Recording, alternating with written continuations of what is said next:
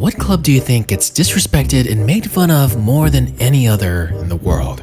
I'm willing to bet that your answer was Manchester United, because if it isn't, you're either lying or don't go on social media. It's almost like every player that joins forgets how to play football. Managers show up with a resume full of trophies, just to leave and look like they aged 10 years in 10 months. And then, usually, like clockwork, the moment they leave, they're back to being elite once more. It's not just bad luck, and it's not just one or two players. This is a pattern. A weird and almost supernatural pattern. Is this all just a coincidence, or are we witnessing the effects of the most powerful curse in football history? Since Sir Alex Ferguson retired in the end of 2013, United have gone through 10 different managers and spent £1.5 billion without winning a single Premier League title. Sure, they were getting made fun of more and more each year, but this season they've hit a new low. Right now, they're currently sitting at 14th place for such an insane fall-off. Well, some will say it's the board, some will blame the players, while others point fingers at the tactics, the transfers, or the historically bad management of the Glazers. But at some point, you've just gotta ask, why does everything go wrong at Man United? Heck, it's so puzzling that the best explanation online is that Manchester United really is cursed. Because trust me, once you see the careers that fell apart at Old Trafford, you might just start believing in the curse as well. And one of the earliest examples of the curse is with no other than Ángel Di María. Because Di Maria's time at United is one he'd rather forget. He arrived at Old Trafford in the summer of 2014 from Real Madrid as one of the most expensive Premier League transfers at the time, and deservedly so. He had just helped Real Madrid secure their 10th Champions League title, even winning the Man of the Match award in the final. Overall, finishing the season at Madrid with 37 goal contributions and winning the Copa del Rey trophy as well. But despite not wanting to move to Old Trafford to begin with, Di María was actually off to a decent start. He scored a free kick in his home debut and went on to record 3 goals and 4 assists in his first 6 appearances. But things only went downhill from there. In the next 17 matches, he only recorded 1 goal and 4 assists. He would play 9 more matches for United but had absolutely no goal contributions for any of them. At the end of the campaign, Di María was judged by the Daily Telegraph to be the worst signing of the season. While many believe that Di Maria's problems began when manager Louis van Gaal decided to move him away from his preferred position and to play him in more of a central role rather than on the wing. Whatever the problem was, Di María didn't want to spend one more day at Old Trafford, and he soon got his wish when United sold him to PSG for around £44 million. And Di María pretty much went on to be one of the most beloved players in Paris, going on to be one of PSG's best players for many years, even helping the club reach the Champions League final back in 2020. However, for Man United fans, he was one of their most hated signings. And for Di María, the time he spent at Manchester was likewise the worst in his career. But it is kinda hard to blame the guy, as it was the only time in his career that his house would be burglarized. But of course, who could forget about Alexis Sánchez? At Barcelona, he was incredible. And at Arsenal, he was their talisman. Like, who can forget his insane 16-17 season where he had 48 goal contributions in 51 matches. Back then, he was easily one of the best players in the entire Premier League. But the moment he arrived at United, the magic vanished. His decision-making was poor, his touches were heavy, and his off-ball movements were lackadaisical. In 45 appearances for Man United, Sánchez scored a miserable 5 goals. The confidence, aggression, and flair that made him one of the most entertaining players in the world just suddenly disappeared when he arrived in Manchester. Back in 2022, in his own words, Sánchez admitted, "I wanted to tear up my contract and go back to Arsenal after my first training session." He described a dressing room without cohesion, a toxic atmosphere, and a lack of clarity from management. And of course, immediately after leaving Man United, Sánchez would regain form, having 14 goal contributions in 30 Serie A appearances for Inter Milan, even helping them win the Serie A title right off the bat.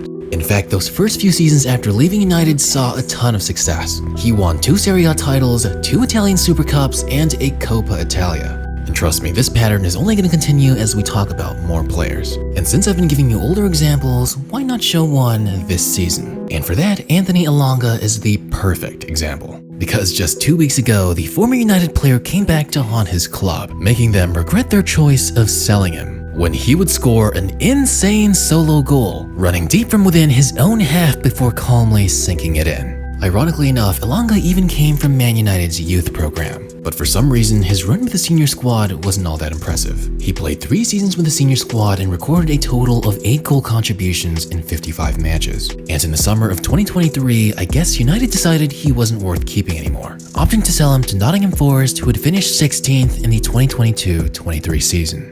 And hilariously enough, in his first 2 seasons with Forest, he's currently recorded a total of 29 goal contributions, already 3 times more his numbers at United. Elanga has also been a key player in their incredible dark horse season, as Nottingham Forest currently sits at 4th place and have basically been a top 5 club the entire season. Much better than Man United. But besides doing well before and after leaving Man United, there are some players who were absolutely ruined before joining the club to experience an irreversible lack of form. Because few signings in Man United history have carried the weight of expectations like Paul Pogba.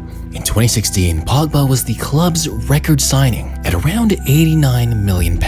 But for the type of player he was at Juventus, it was easily worth it. He was one of the best young players in the world, being a former Golden Boy Award winner and winning 4 consecutive Serie A titles. However, at United, Pogba's career was a frustrating and inconsistent saga. In his 6 seasons with the club, he would have 39 goals and 51 assists in 233 appearances.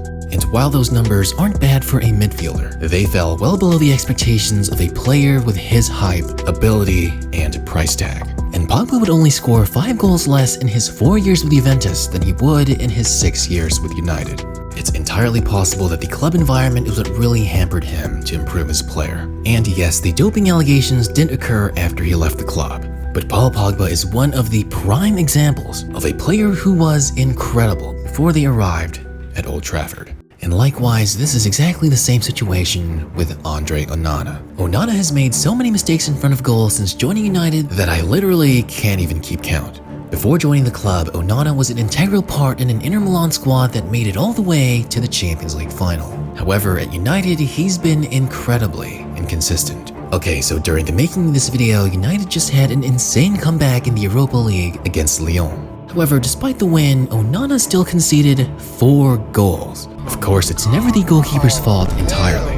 However, last week in the first leg against Lyon, despite ending in a draw, those 2 goals conceded were a direct result of Onana mishandling the ball. Easily, without a doubt. Since coming to Old Trafford, Onana has been incredibly unreliable in front of goal. And currently, he's conceded a total of 143 goals in only 95 matches, which is insane.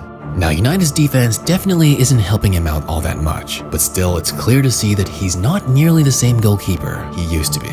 Some people might even say the same thing happened with Harry Maguire. Before coming to Old Trafford, he was a quality defender at Leicester City. And hey, his first season at Man United was incredible. But after that, we all remember how he became an absolute meme for a good 2 years. Sure, Maguire gets a bad rap, especially for that 2021-22 season. And yes, he does play incredibly well when he plays for England. But despite him slowly improving his form over the years, at a professional level, well, his reputation and value has never recovered. But I'll tell you who's dead. And all of you should know by now, I'm talking about the GOAT, Antony. Antony was once lighting up Eredivisie with Ajax, averaging double figures in goals and assists each season, until he was brought to United as one of the most expensive Premier League players in history. In fact, he probably is the club's worst investment ever. He played 96 matches for United and only recorded 12 goals and 5 assists. Even if he played 14 fewer matches for Ajax, he still had 24 goals and 22 assists for the club, which is twice as many goal contributions. The difference really is crazy. At United, he was the joke of the footballing world. But hey, we all know it wasn't really his fault. Even the GOAT was affected by United's curse, because once they decided to send him on loan, Antony has been absolutely incredible for Real Betis, already having more goal contributions in 15 matches than he had in his last 52 games for United. Not to mention helping Real Betis go from 12th place all the way to having Champions League football next season within their grasp. You could even say that the curse has affected guys like Jadon Sancho as well. His 2018-19 season as a youngster with Dortmund was his breakout, having 13 goals and 16 assists around all competitions. And what's crazy is that next season he would only improve with 20 goals and 19 assists. At the age of 20, he had become the main target to join Man United, and they would eventually sign him for 72 million euros in 2021. However, he turned out to be just another disappointing investment for United. He'd only have 5 goals and 3 assists in 38 matches during his debut season at Old Trafford. To put that into perspective, Sancho scored 3 times more goals and 6 times more assists in the same number of games in his last Bundesliga season. Overall, throughout the seasons, his form at United never really improved. But when he would go on a loan spell back to Dortmund, the club that he originally made a name for himself in, though his direct goal production wasn't anything special, he would play incredible, helping Dortmund make it all the way to the Champions League final. Casemiro is also another player who is a shadow of his former self since joining United, because if we're being honest here, he struggled to replicate his form at Real Madrid. Injuries, father time, and a change in his role definitely are all a contributing factor to the disruption of his rhythm. But still, his performances have been rather inconsistent. Since joining United, his number of accurate passes has been significantly lower than any of his seasons at Madrid. He's also faced criticism for his lack of pace and lack of effort. Now, the man is 33 years old, but more and more the phrase "leave the football before it leaves you" is becoming more fitting for Casemiro. Even David De Gea, who was met with absolute disrespect by the management, would eventually find good form in Fiorentina after leaving the club. Even guys like McTominay, who came from the club's youth program, because the very next season following his departure, McTominay has been an instant hit at Napoli. He's had 9 goals in 30 matches for the Italian side, already doing 3 times more than he did at United. His 11 goal contributions total also rank him in the top 3 pure midfielders in the league. So yeah, you could definitely say McTominay's enjoying a better career in Italy. And I could even throw a few more names there. So this all leads to one conclusion, and that is that there's something fundamentally wrong with Manchester United as a club. But what is it exactly? Well, that's the million-dollar question. Things certainly haven't been the same since Sir Alex Ferguson left the club. For many years, a lot of fans blamed the Glazers, selling good players and spending ridiculous amounts on players who are simply not that great. Plus, the fact that they can't keep a manager and have a toxic fan base probably doesn't help either. But honestly, no one knows for sure what the real problem is. If they did, they would have been hired by now and things would have improved. So thus, to the footballing world and all its fans, it's simply easier and makes more sense to say that the club is cursed. But what do you guys think? Who are other players that are the perfect example of the United curse? Or better yet, what are your theories for the club being so down bad? If you have any insights, I'd really love to hear more in the comments below. There is something I used to call football heritage. United players that left the club last season, see where they play. Where they play, how they play, if they play. That's football heritage. That's football heritage.